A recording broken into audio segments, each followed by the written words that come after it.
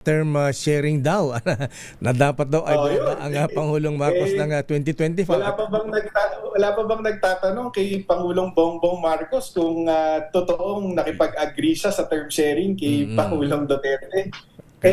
Sa pagkakaalala ko, wala pong kumpiyansa at all itong si Pangulong Duterte kay BBM. Diba tinatawag niya nga siya noong week leader. So para makipagsundo siya na maging Pangulo si BBM at Vice Pangulo ang anak niya, tingin ko malayong-malayo po yun sa katotohanan. Yung nga pinapatanong ko sa reporter namin sa Malacanang, si Let's ipatanong sa Presidente kung meron nga bang agreement ng term sharing at maging si Senator Amy. Ayan.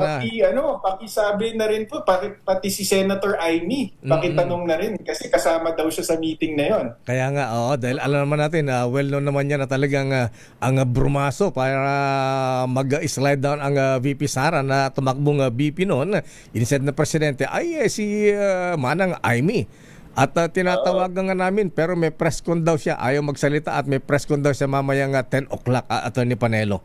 Ayan, alam niyo ba? Ay, maganda yan. Alam mo, dahil kahapon lang yung testimony ni Madriaga, baka masali yan sa topic. Ayan, Antabayan natin.